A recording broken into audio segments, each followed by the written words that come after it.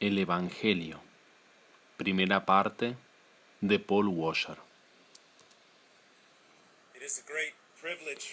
Es un gran privilegio para mí estar con ustedes esta noche. Es un privilegio tremendo. Antes de empezar, los pastores me pidieron que me presentara. Mi nombre es Paul Washer y necesito un poco de ayuda con el micrófono. Mi nombre es Paul Washer y sirvo con Heart Cry Missionary Society, con la cual apoyamos a misioneros indígenas en todo el mundo, en Sudamérica, en Europa, Europa del Este, África, Asia, el Oriente Medio. Dios nos ha ayudado grandemente en hacer este trabajo de predicar el Evangelio por las naciones. También estoy casado con una ciudadana de España que vivió la mayor parte de su vida en Sudamérica. Su nombre es Charo. Y tengo dos varones, Ian, que tiene 9 años, Evan, que tiene 7, y luego tengo una hija que tiene 3 años, y es también la niña más hermosa del mundo. Salió de su madre. Y de nuevo, es un privilegio tremendo para mí el estar aquí y dirigirme a ustedes con el Evangelio de Jesucristo.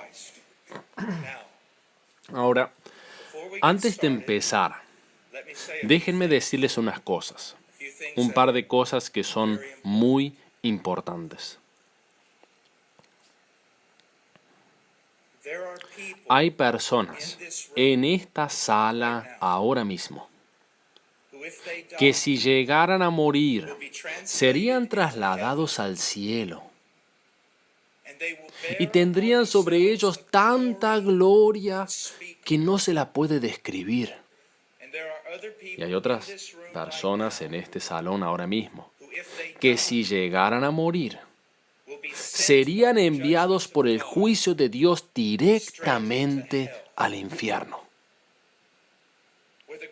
Cuando la gracia de Dios sea totalmente quitada y sean revelados como los monstruos que realmente son. Miren, aquellos de nosotros que predicamos el Evangelio no estamos aquí para entretenerlos. No estamos aquí para hablarte sobre cosas temporales, de cómo puedes obtener lo mejor en esta vida. No, yo no estoy preocupado esta noche acerca de tu autoestima o si tus facturas o chequeras están bien equilibradas. Yo estoy preocupado acerca de una cosa. Un día, cada uno de ustedes estarán parados desnudos ante un Dios santo y serán juzgados. Esa es mi gran preocupación. Esto no es un juego. Esto no es algo que tenga que ver con la cultura occidental u oriental. Esto tiene que ver con la palabra del Dios vivo. El Evangelio de Jesucristo, vida y muerte, cielo e infierno. Y es una carga muy grande para un predicador el pararse frente a un grupo de personas sabiendo que algunos de ustedes escucharán mi voz e irán al cielo cuando mueran. Y otros de ustedes van a escuchar advertencia tras advertencia tras advertencia y no van a escuchar y morirán bajo la ira de Dios y pasarán la eternidad en el infierno. Esa es la razón por la cual es algo tan difícil predicar el Evangelio de Jesucristo. Ahora, antes de que vaya a mi texto, quiero decir unas cosas más. Tengo una carga en particular por los jóvenes que están aquí. Muchos de ustedes que ya son mayores saben lo que es seguir a Cristo. Ustedes saben lo que es el tener que pagar un alto precio por su fe. Ustedes saben lo que es sufrir. Ustedes preferirían morir antes de renunciar a Jesucristo o vivir de una manera que contradiga su palabra. Pero jóvenes, escúchenme. Muchos de ustedes fueron criados aquí. Muchos de ustedes nacieron en el occidente. Y tienen que ser muy, muy cuidadosos. Este cristianismo no es algo cultural. Este cristianismo no solo es algo pequeño que debe tomar parte de tu vida, no es algo que haces en los domingos. El cristianismo no se trata de que vivas en el mundo 6 días a la semana y luego venir a la iglesia. El cristianismo no se trata de que tú seas como el mundo todo el tiempo y después venir a la iglesia el domingo. Si ese es tu cristianismo, entonces tú no tienes cristianismo. Tú no eres un cristiano. Es una cosa peligrosa el ser criado en una familia cristiana. Es una cosa peligrosa ser criado en una comunidad cristiana porque puedes llegar a pensar que porque tus padres son cristianos, entonces de alguna manera tú lo eres. O de porque vienes de un grupo de personas que han sufrido, entonces tú también participaste en esa gloria. Eso no es verdad. Joven, déjame hacerte una pregunta. ¿Cómo sabes que eres un cristiano? ¿Cómo sabes de que verdaderamente has conocido a Cristo? ¿Cómo sabes que si mueres ahora irías al cielo y serías aceptado por el Dios Todopoderoso ante su trono? ¿Cómo lo sabes? Tú dices, bueno, todo es por gracia. Sí, todo es por gracia. No somos salvos por obra, somos salvos por gracia, somos salvos por creer en las promesas del Evangelio. Eso es verdad. Pero lo que tú necesitas entender es que la gracia es una cosa poderosa. Que aquel que te dio gracia para arrepentirte y creer te da gracia para que sigas arrepintiéndote y sigas creyendo. Aquel que te da gracia para creer y ser justificado también te dará la gracia para tu santificación. Para que puedas crecer en santidad. De hecho, escúchenme, una de las más grandes evidencias de que verdaderamente creíste en Cristo para salvación es que Dios empezó una buena obra de santificación en ti. Él obra y obra y obra para hacerte santo. Ahora déjame preguntarte, ¿es eso una realidad en tu vida? Jóvenes en el coro detrás de mí, déjenme hacerles una pregunta. Cantan hermoso, pero ¿me podrían decir honestamente que su mayor deseo es ser santos? ¿Me podrían decir honestamente que su mayor deseo es no ser como el mundo, de no ser como los que ven aquí en el occidente, en muchos otros lugares, sino ser como Jesucristo? ¿Pueden decirme eso? Porque si no pueden, deberían tener miedo. Deberían tener mucho miedo. Aquellos que aman al mundo no tienen el amor del Padre. Ahora vamos a tomar esta noche un pasaje del Antiguo Testamento y vamos a mirar ese pasaje. Es una promesa del nuevo pacto y se la encuentra en el libro de Ezequiel. Vamos ahí. Ezequiel 36.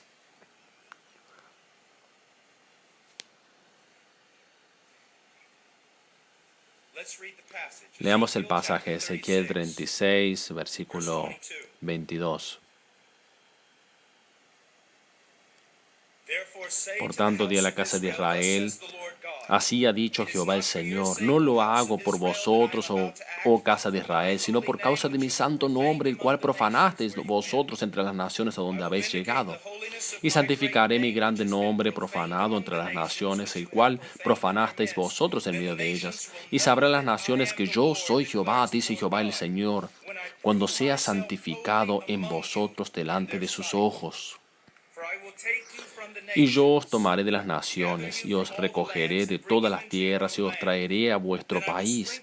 Esparciré sobre vosotros agua limpia, y seréis limpiados de todas vuestras inmundicias, y de todos vuestros ídolos os limpiaré. Os daré corazón nuevo, y pondré espíritu nuevo dentro de vosotros, y quitaré de vuestra carne el corazón de piedra, y os daré un corazón de carne.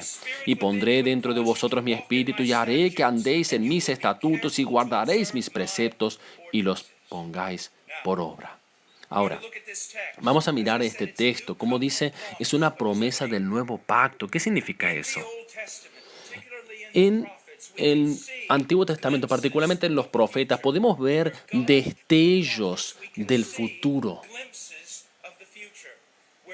en donde Dios promete que a través de la venida del Mesías, Él va a hacer una gran obra, en la cual Él va a crear un nuevo pueblo y que este nuevo pueblo sería diferente a la nación de Israel.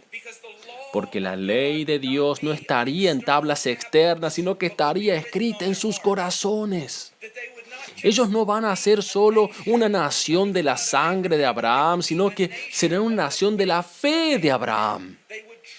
Ellos verdaderamente creerán en Dios y verdaderamente serán transformados por su poder, por el obrar del Espíritu.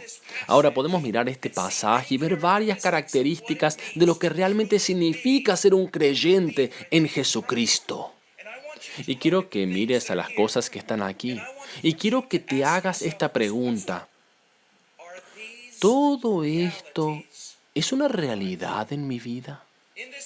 En este pasaje Dios nos va a decir lo que va a hacer en la vida de cada verdadero creyente. Necesitas hacerte esta pregunta. ¿Todo esto es una realidad en mi vida? ¿O soy un creyente falso? ¿Honestamente puedo ver a Dios haciendo estas cosas en mí? Vamos a comenzar en los versículos 22 y 23. Y vemos algo muy importante aquí. Dios le dice a Israel, Israel, te voy a salvar. Pero esto es lo que es muy interesante. Él dice, no lo voy a hacer por ti. Esto es muy importante. Los motivos de Dios para salvar a las personas no están basadas en esas personas. La Biblia dice que todos nosotros pecamos y fuimos destituidos de la gloria de Dios. Cuando un Dios santo mira a un hombre pecador, la única cosa que su pecado le motiva a Dios a hacer es juzgarlos, condenarlos. Entonces, si Dios va a salvar a las personas, no es debido al hombre, es a pesar del hombre. Dios no nos salva porque merecemos ser salvados. Dios nos salva porque Él es un salvador. Dios no nos ama porque merecemos ser amados. No merecemos el amor de Dios. Nosotros merecemos su ira. Dios nos salva porque Él mismo es amor.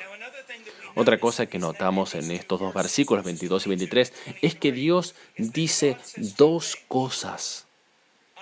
Voy a salvarlos por causa de mi nombre. Voy a salvarlos por mi propia gloria.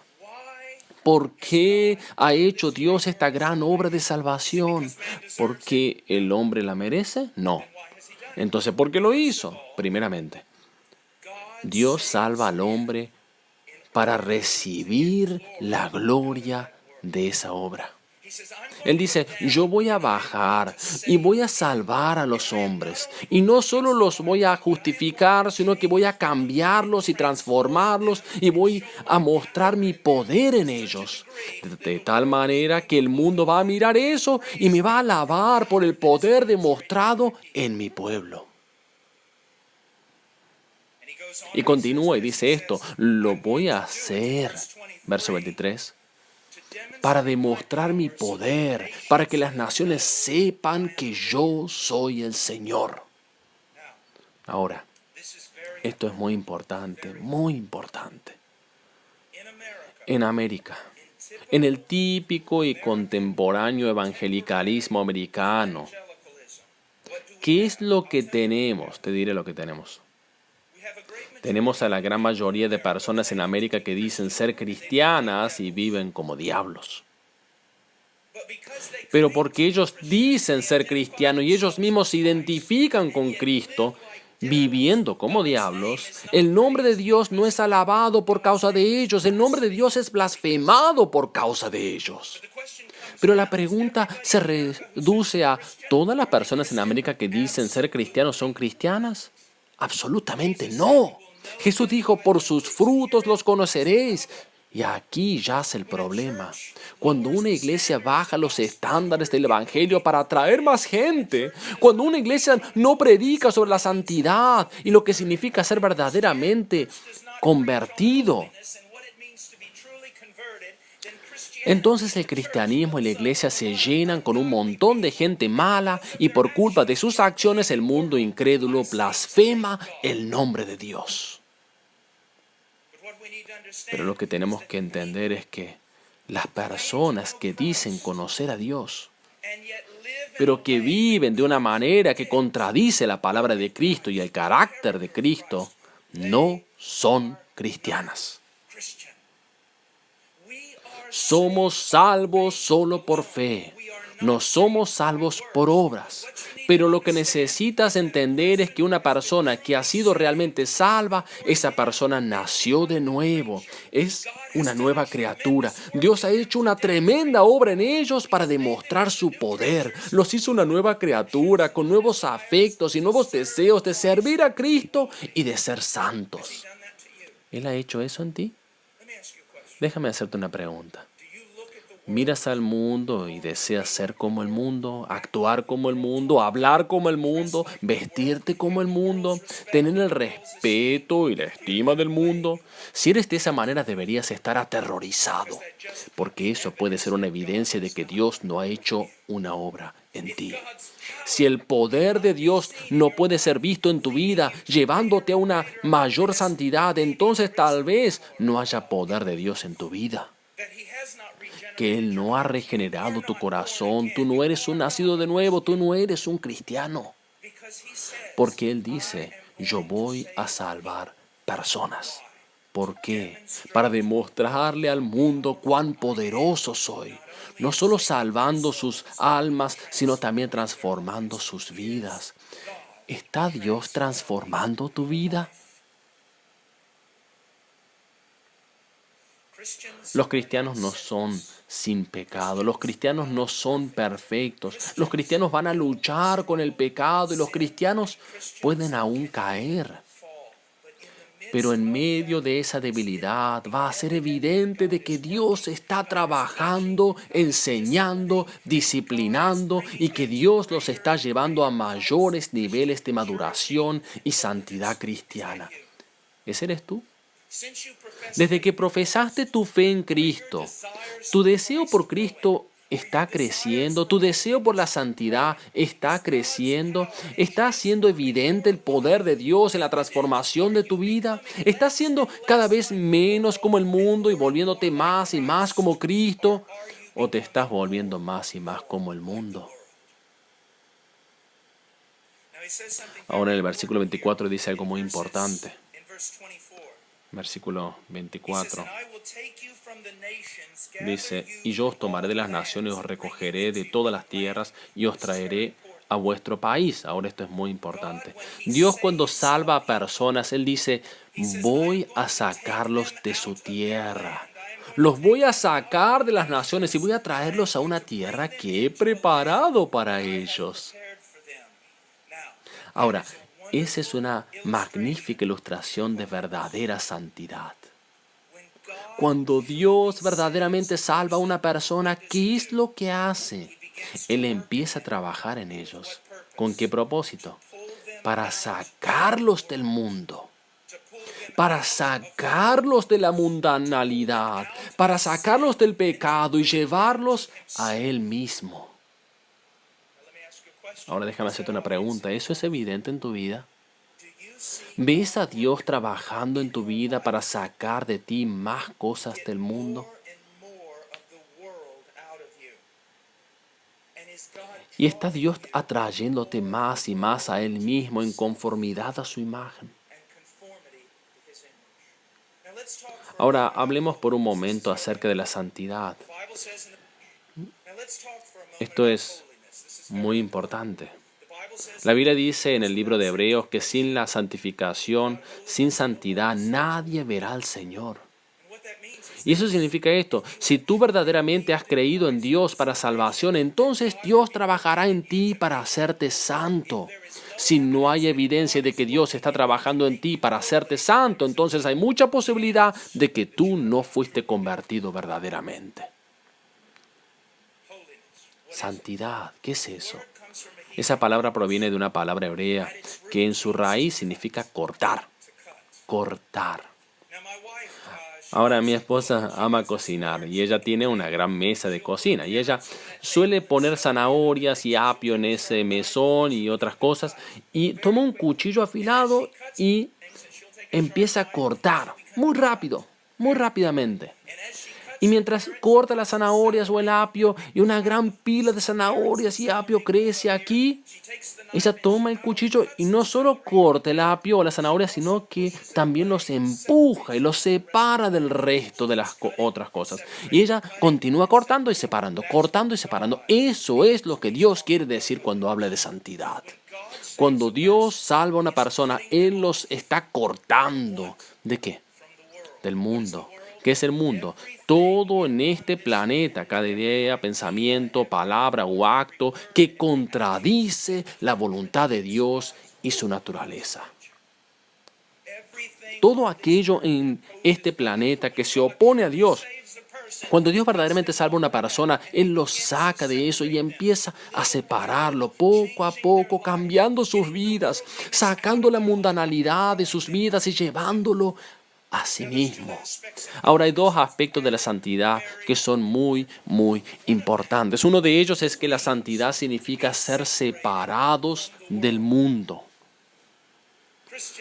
Cristiano, uno de los propósitos de las Escrituras es la de enseñarnos lo que Dios aborrece, para que nos alejemos de eso. No cometas este error. No puede haber amistad alguna entre Dios y el mundo. Y no puede haber amistad alguna entre el creyente y el mundo. Si Dios está verdaderamente trabajando en ti, Él va a usar su palabra y el poder de su espíritu para hacer ¿qué? Para revelarte qué está mal en este mundo y para sacarte de eso. Pero la santidad no solo se trata de dejar de hacer lo que es malo, sino que la santidad se trata primeramente de correr a Dios, de estar dedicado a Dios, de crecer cada día y año tras año en una mayor devoción a Dios. Ahora, no puedes tener ambas cosas. No puedes.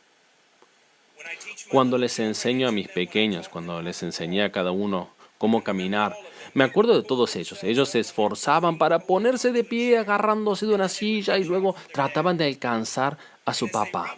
Y mientras ellos intentaban alcanzarme, yo me hacía un paso hacia atrás. Y ellos peleaban por agarrarme mientras seguían agarrándose de la silla. Pero yo no les dejaba. Yo quería que ellos vieran de que si me querían a mí, ellos tendrían que dejar ir la silla. Esa es una buena ilustración sobre la santidad. Si quieres a Dios, vas a tener que dejar ir al mundo. Y si no quieres dejar ir al mundo porque amas al mundo, entonces tienes que saber esto: el amor del Padre no está en ti. Jóvenes, yo sé cuán letal es mi cultura. Yo sé lo que se le ha hecho a mi propia gente. He visto el oeste ir a Europa del Este y destruir iglesias. Ustedes están en un lugar muy peligroso.